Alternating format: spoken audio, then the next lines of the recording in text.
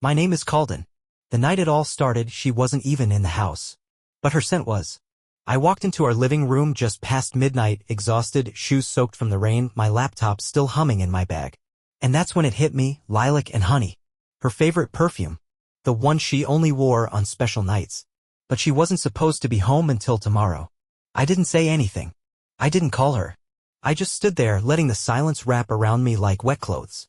The lamp by the bookshelf was still on, dim, warm, too intentional. And the throw blanket on the couch? Folded differently. Sloppily. Not her way. Something had been moved. I walked upstairs, half-dazed, looking for signs I didn't want to find.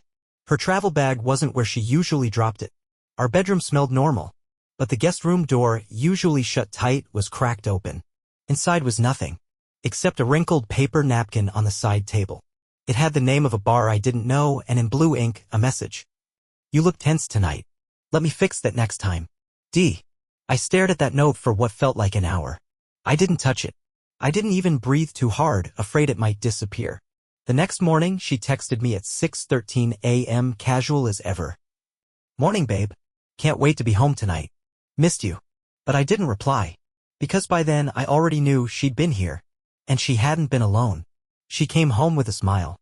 That perfect, bright, practiced smile. The kind that used to mean something. Ilara walked through the door like nothing happened, suitcase rolling behind her, coffee in hand, lipstick just a little too bold for a morning flight. She dropped her bag in the hallway and went straight to hug me, warm and familiar, and for a second I almost believed everything was normal. Flight was delayed an hour, she said, tossing her coat over the back of the chair. I almost stayed another night, but I just wanted to see you. I nodded.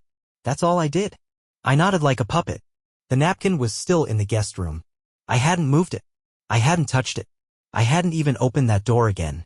It sat there like a loaded weapon with that handwriting staring me down in the back of my mind. I made breakfast. She talked about her trip. The networking, the speakers, the laughable hotel pillows. She mentioned a girl named Vanessa twice, then never again. When I asked who Vanessa was, she blinked like she didn't understand the question. The rest of that day was a blur. We went to the grocery store. She showed me a new playlist she liked. She laughed at a meme I didn't find funny. Everything was choreographed, every smile too sharp, every touch just half a second late. And still, I said nothing. Not about the perfume. Not about the light being on. Not about the napkin. I didn't want the answer. I wasn't ready to hear her lie. That night, after she fell asleep, I sat on the edge of the bed in the dark. I listened to her breathe.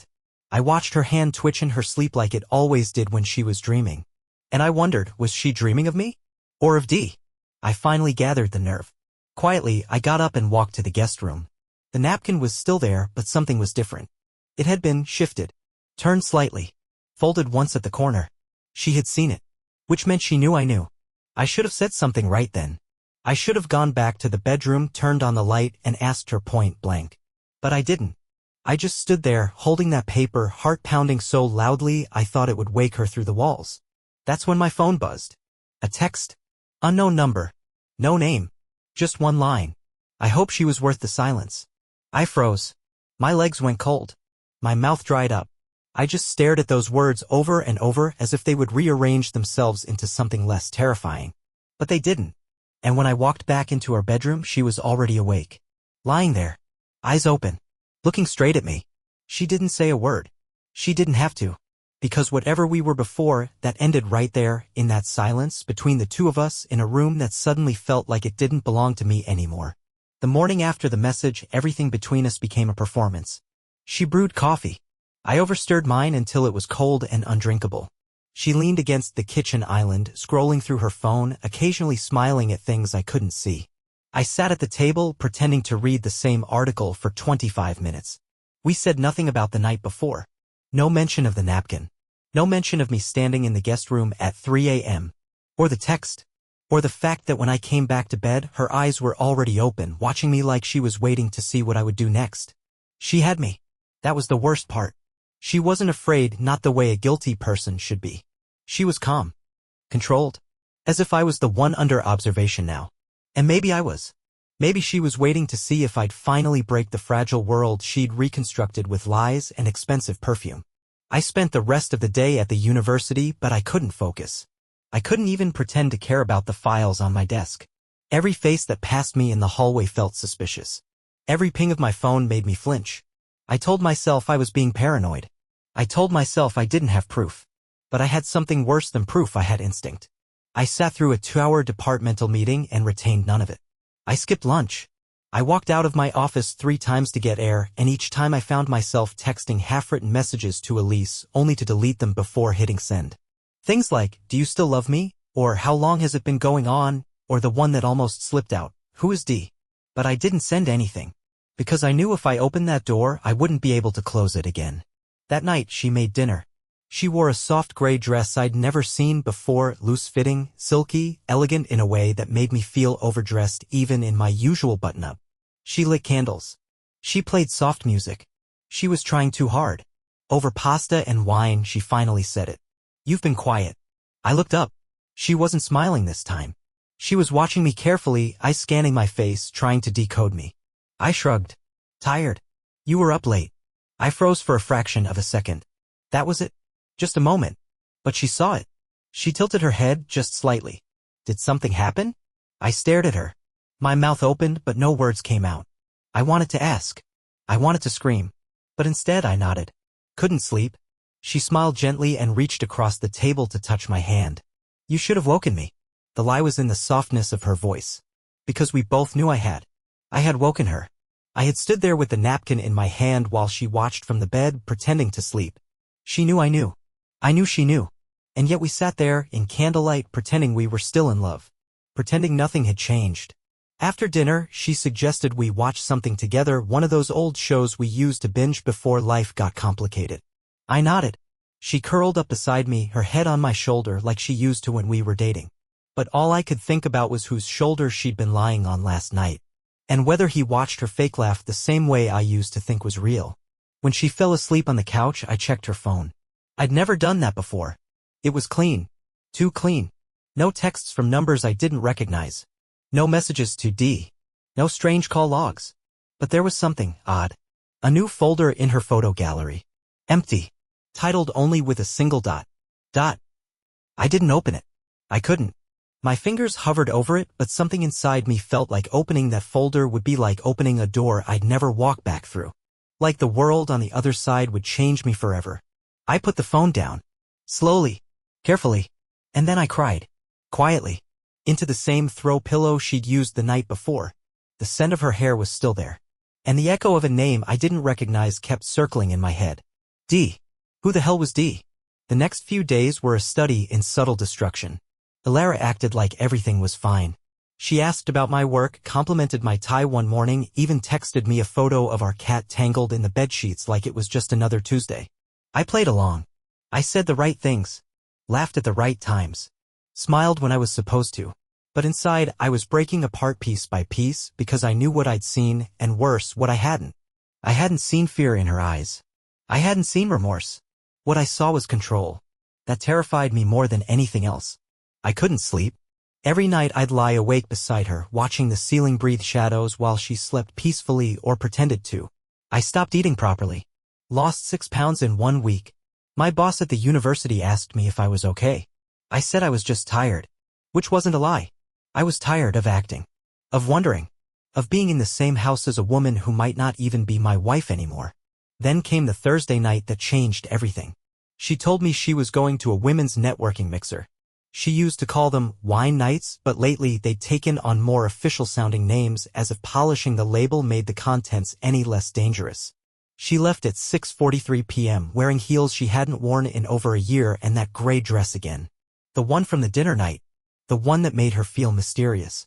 I waited 15 minutes. Just enough time to be cautious. Then I grabbed my coat, keys, and the spare phone I used for recording lectures audio only. No one ever paid attention to it, and followed her. I felt ridiculous. Like some sad, insecure husband playing detective in his own life. But I wasn't paranoid anymore. I was desperate for reality, no matter how brutal it might be. She didn't go to the mixer. She drove 20 minutes north to a gated building I'd never seen before. Not a bar. Not a restaurant. It looked like an art studio, the kind they rent out for private events or gallery nights. One of those renovated industrial spaces, string lights across the ceiling, exposed beams, hipster fantasy type stuff. She parked around the side. I stayed 2 cars back. Heart racing so loud I thought it'd trigger the motion sensors. She got out, didn't even look around, just walked straight in like she'd been there 100 times. Someone opened the door from inside. I sat there for 10 minutes, staring at the entrance, trying to decide whether I had the courage to go closer. Then I saw him. Tall, athletic, dark blazer. He stepped outside for a moment to smoke, something Alara always hated. He was talking to someone on the phone, pacing near the sidewalk. I rolled the window down just a bit. Nah, she's here. Came in looking like she owns the place. Yeah, I told her not to wear that dress. Makes it hard to keep my hands to myself. I felt my lungs tighten. Then he laughed. A low, confident, familiar laugh. One I'd never heard before, but felt like I'd been afraid of for years. He tossed the cigarette, looked back through the glass door, then went inside. I didn't follow him. I didn't need to. I already knew. I stayed there in the dark, in my car, with my fingers clenched around the steering wheel and the recording app still running. I wasn't sure why. Maybe I thought I could catch a confession. Maybe I thought that recording his voice would somehow make the betrayal real, as if I needed proof for the court of my own heart. An hour passed. Then she came out. Alone. Hair a little messy. Lipstick slightly faded. The kind of glow that doesn't come from networking. She looked at her phone, smiled at something, then drove off, not toward home, but toward the freeway. I didn't follow this time. I couldn't. My hands were shaking too hard, and the heat in my chest felt like shame set on fire. When I got home, the house still smelled like her lotion. The one she only used when she wanted to feel pretty. The lights were dim. The bed was made.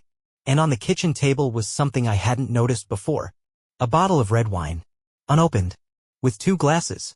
She hadn't forgotten me. She was preparing an alibi. And I was starting to realize she didn't just cheat on me. She studied how to get away with it. She got home at midnight, smelling like a different world. Alara walked in with the soft jingle of her keys, humming like a woman with nothing to hide. She kissed my cheek and said, "I grabbed a burger on the way. Thought you'd be asleep." Then she slipped out of her heels and went straight to the bathroom. I didn't ask questions. I didn't yell. I didn't even move. I stood in the kitchen like a forgotten guest in my own house, staring at the wine bottle she'd left out. Still unopened. Still mocking me. I was supposed to believe it had been for us. A surprise. A gesture. That was the kind of thing Alara was good at, timing her lies with just enough sweetness to drown your suspicions. When she came back in her robe, I was still standing there. "You okay?" she asked, tying the belt around her waist with lazy grace. "Yeah," I said. "Just couldn't sleep." She leaned against the counter, arms folded. "Long day?" "Very." There was a long pause. The kind that used to end in a kiss. This time it ended in her shrugging and walking away. "I'll be in bed." I watched her go. I didn't follow. Not right away. Instead, I poured a glass of wine I didn't want and sat at the table alone, letting the silence stretch so wide it felt like another person in the room. I kept telling myself I needed to confront her. That I had enough pieces now, the note, the guest room, the drive, the voice outside the gallery. But every time I pictured her face when I asked, something stopped me. It wasn't fear of the truth. It was fear of what would come next. What do you do when the person you built your life with becomes a stranger, not through accident, but by choice? I went to bed late. She was already asleep, turned away from me, curled toward the wall like it could protect her from my questions. And so, the next day, I did the worst thing a man can do when he knows he's being betrayed. I pretended nothing happened. We went out for brunch. Some new place she'd heard about. She wore a sundress I hadn't seen since last summer and made light conversation while scrolling through her phone between sips of orange juice. I forced smiles. I laughed when she said something about a coworker's dating drama. I even made a joke about how we barely get out anymore, to which she replied, "Well, we're out now." There was a guy at the next table. Beard. Sunglasses. Alone. I noticed him glance at her once, then twice. She didn't look back. But something in her posture changed, like she knew he was watching.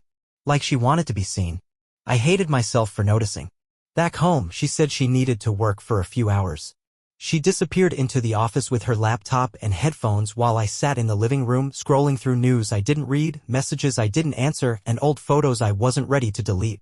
There was one from 2 years ago. Her birthday. We were on a small sailboat off the coast of Maine, smiling into the wind. Her head was on my shoulder. Her eyes then were soft. Warm. Real. I stared at that photo for a long time, wondering if the man she's with now gets that version of her. Or if maybe she never was that version. Maybe I was just the rehearsal. Around 6 p.m. she emerged and asked if I wanted to go out again. I said yes. We went to a seafood place near the harbor. Sat by the window. I watched the sky turn pink over the water while she ordered oysters and talked about possibly traveling this fall. Maybe Seattle, she said. Or Portland. I heard the fall colors are beautiful. I nodded, trying to imagine sharing hotel rooms with a woman who was cheating on me. A woman who was talking about our future while actively dismantling it in secret. Halfway through dinner, she excused herself to go to the restroom. She took her phone. I waited, then made the dumbest move I've made in years. I got up, walked past our table, and looked down at her purse, left open, sitting carelessly on her chair. Inside, I saw a second phone. Small. Black. No case. No stickers. No charm. Just a second phone. I didn't touch it. I didn't take it. I didn't even breathe too close. I sat back down and waited, watching her return with that same smile, the one that was becoming a stranger's grin more than my wife's warmth. She reached for her wine, and I watched her eyes. Not because I expected a sign, but because I wanted to catch the moment she realized I was watching for something. But she didn't falter. She never did. The performance was airtight, and I was still playing the fool who clapped after every act. That night, when she fell asleep, I walked back to the kitchen, poured the rest of the wine, and sat in the dark, listening to the echo of my own breath, and for the first time, truly wondered whether I had the strength to leave. Because knowing the truth is one thing. Living with it is another entirely. By the following week, I'd stopped thinking of Alara as my wife. Not in any loud, dramatic way. It wasn't a declaration. It was more like erosion. Quiet. Persistent. The slow realization that I was sharing a home with someone who had already left me in every way that mattered, just not physically. We still did things together.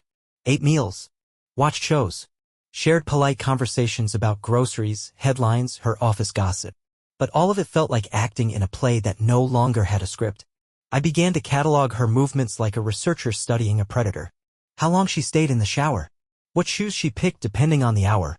Which earrings meant she was dressing for someone else. The second phone stayed hidden in her purse. I didn't check it. I didn't need to. Its presence alone was enough. It was like an open wound that no one wanted to dress. I started having entire conversations in my head. With her. With myself. With versions of me I hadn't seen in months, the trusting husband, the hopeful man, the version who still believed love was enough. I'd sit on the edge of the bathtub at night, brushing my teeth, staring at my own reflection like I didn't know him anymore. Sometimes I'd whisper questions. Why'd you stay? Why didn't you ask? Why do you still hope she'll tell you the truth on her own? One night I caught myself apologizing, not to her, but to my past self. Out loud. Like he was still somewhere inside, listening, heartbroken and buried. That weekend something shifted. Alara said she wanted to reconnect. Just dropped it in casually like a suggestion to buy lemons. We should take a weekend away, she said while folding towels in the laundry room. Just the two of us. Unplugged. Somewhere quiet. I froze. This was a trap. Or maybe it was guilt. Or maybe, and this thought chilled me most, maybe it was her attempt to say goodbye in a controlled, picturesque setting. The kind of curated breakup where she could look innocent and I could look broken, but cooperative. A scenic ending to a private betrayal. Still, I agreed. We drove out Friday afternoon to a lakeside cabin we'd rented once years ago. It used to be one of our favorite places. Back then, it was where we'd read by the fire and watch storms move across the water. It was simple. Honest. Before everything got complicated. This time, it felt like I was arriving at my own funeral. Alara played soft music on the drive. She hummed. Wore sunglasses the entire time. I tried not to stare at her hands resting on her lap, but I couldn't stop. I used to know every line in those fingers. Now they looked like they belonged to someone I once loved in another lifetime. The first night there, we barely spoke. She built a fire. I cooked a simple dinner. We sat on the deck watching the moon ripple across the lake. Then, as if she'd planned the moment, she reached into her coat pocket and pulled out a small envelope. Cream-colored. Unlabeled. My throat tightened. I didn't take it at first. I just stared at it. Alara smiled faintly. It's not what you think. I took it. Inside was a folded sheet of paper. Blank on the back. On the front, a typed itinerary. Spa. Kayaking. Wine tasting. Couples massage. No signature. No personal note. Just a schedule. And in the corner, printed lightly in gray, Reconnection Weekend, the Haven Retreat series. She'd planned this with someone else's help. And not recently. I looked up at her. She was sipping wine. Watching the lake. As if she hadn't just handed me evidence of something premeditated. As if I was supposed to believe this was normal. That retreats like this were what couples did when they drifted apart, not when one had been emotionally erased. I nodded slowly. Looks nice. She smiled. I think it'll help. I wanted to scream. Instead, I drank. That night, in the small cabin bedroom, we lay in bed, inches apart that felt like miles. I stared at the ceiling fan slowly turning overhead and tried to imagine a version of this life where she hadn't broken it. Where I hadn't let her. I didn't sleep. At 3:21 a.m. I heard her get up. She slipped out quietly. I waited. 5 minutes passed. 10. I rose, barefoot, and followed her without making a sound. She was sitting on the deck, wrapped in a blanket, phone in hand. But not hers. The black one. I watched her from behind the curtains, heart pounding, vision narrow. Her fingers moved quickly, texting. Smiling once. Typing again. And then. She lifted the phone to her lips. Whispered something I couldn't hear. The wind carried it away. She stayed out there for 37 minutes. I counted. When she came back to bed, I pretended to be asleep. She slid in beside me, colder than before, and exhaled deeply, not like someone easing into sleep, but like someone letting go of the mask they'd been holding up all day. I stayed awake until sunrise, my eyes wide open, memorizing the sound of her breath. Because I knew I was running out of time. And I still hadn't decided if I wanted to leave her or wait until she left first. The next morning, she made pancakes. From scratch. The way she used to before her meetings became excuses and our Sundays turned into waiting rooms of avoidance. She wore one of my old shirts, the faded navy one she always said made me look safe. She danced around the kitchen, flipping pancakes, singing along to some soft indie song I didn't recognize. If I hadn't been awake all night, watching her text another man from our rented cabin's porch, I might have believed the moment was real. She handed me a plate like it was peace. Smiled like nothing was cracked between us. Said I woke up early and couldn't sleep. Figured I'd surprise you. I thanked her. I sat down. I chewed each bite like it might reveal the truth, like it might taste different now that I knew everything was fake. After breakfast, she said we should take the kayaks out. We used to love that. Used to paddle out to the middle of the lake and lie back, letting the current rock us. We talked about books. About what we'd name our future dog. About stupid things like what cloud looked like what shape. I think part of me hoped, foolishly, that going back out there would bring something honest back. It didn't. We drifted in silence. She took a few pictures, not of me, but of herself, with the lake behind her, chin tilted, lips parted like it was all a lifestyle ad. Then she turned the camera on me. Smile. I did. Because I didn't want her to know how empty I felt, how much I hated the idea of being her prop, her filler between texts she couldn't wait to send once I turned my back. When we got back to shore, she stretched on the dock like nothing was wrong. I'm glad we came out here, she said, her voice soft. It feels like we needed this. I almost said it right then. Almost. You needed the silence. I needed the truth. But I didn't. Because I wanted her to say it first. I needed her to confess. To give me something, even if it was a lie wrapped in apology. Anything would have been better than the performance she kept delivering so flawlessly. That night, we went to the small lodge restaurant near the cabin site. Candlelight, string music, stone fireplace in the corner. It felt like a date we should have had years ago. I watched her swirl her wine slowly like she was waiting for the right time to say something meaningful. She never did. Instead, she leaned forward and said, "You know, I really feel like we're getting back to who we were." That broke me. Right there, in that chair, surrounded by strangers laughing over steak and red wine, I felt something snap. Not in anger. Not in betrayal. But in disappointment. Not in her. In myself. Because I realized I'd waited too long. She wasn't going to tell me. Not now. Not here. Maybe not ever. Back at the cabin, I didn't talk. I sat in the chair by the window looking out over the dark water while she slipped into bed behind me and pretended to drift off quickly. But I could tell from the way her breathing stayed shallow that she was still awake. So I spoke. Quiet. Low. Words meant more for the room than her. I know, Elara. She didn't move. I know about the phone. About the guest room. About the gallery building. I know there's someone else. Still nothing. Just silence. Breathing. But no gasp. No denial. No plea. I turned to face her. Her eyes were closed. But I knew she wasn't asleep. Her hand was clenched too tightly around the blanket. Her lips too still. Her jaw locked. I stood there, just watching her, the woman I married or whatever version of her remained, and waited. For something. Anything. But there was nothing. Just her body in the bed, taking up space like she'd been doing in our life for months. I could feel the weight of everything unsaid pressing against the walls like they were about to cave in. So I walked outside. The lake was quiet. Cold. I stood barefoot on the wood and looked out, imagining myself floating out there again, but this time without her. Just me. Alone. And it didn't feel terrifying. It felt possible. When I came back in, she was still turned away from me. Still pretending. Still silent. And that was the last night I ever shared a bed with her.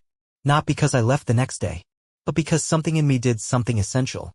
The part that used to wait for her to come around. To choose me again. That part was gone now. I was still physically there. But emotionally? I was already walking away.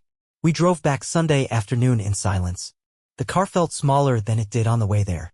She didn't hum this time. She didn't suggest music. I didn't ask if she wanted coffee. It was the kind of quiet that doesn't just settle, it spreads. I think we both knew we had passed the point where words could fix anything. Back home, she unpacked quickly. Moved through the rooms like a stranger collecting her belongings from a hotel. I watched her once from the hallway as she stood in our bedroom with her hands on her hips, just staring at the mirror. Not adjusting her hair. Not looking at her face. Just staring, as if the person looking back wasn't quite her anymore. Maybe it wasn't. That night, we didn't talk. We didn't fight. We just existed beside each other. Like ghosts haunting a house we used to love. The next morning, I woke up before her. Made coffee. Sat at the table and watched the steam rise, listening to the birds through the cracked window. And for the first time in weeks, maybe months, I didn't feel afraid. I didn't feel broken.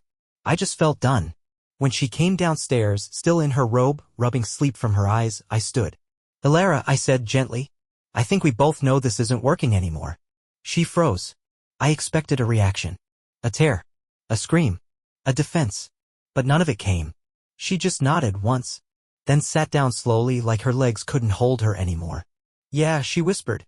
"I know." There was no ceremony. No war. No final twist. Just truth landing softly. We talked for an hour. About logistics. About what to do with the house. About telling friends. She offered apologies quietly. Not for specifics, she never admitted anything, but for the distance, the silence, the way she let things rot without either of us naming the smell. I didn't ask for more. I didn't need her to beg. I had already let her go long before that morning. By Friday, I had packed what I needed and moved into a small rental on the edge of town. Nothing fancy. A one-bedroom with too much beige and a patio facing a street lamp. But it was mine. The first space in a long time that didn't feel full of ghosts. I bought fresh sheets. Cooked quiet dinners. Watered plants I never used to notice. And one evening 2 weeks after I left, I sat on that tiny patio with a book in my lap and a glass of wine in my hand, watching the world move around me slowly, peacefully, like I had time again. A breeze passed. I breathed it in. And for the first time in a long, long while, I smiled. Not because I'd won anything. Not because I'd proved her wrong. But because I had finally chosen myself. And that, in the quietest, strongest way possible, felt like freedom.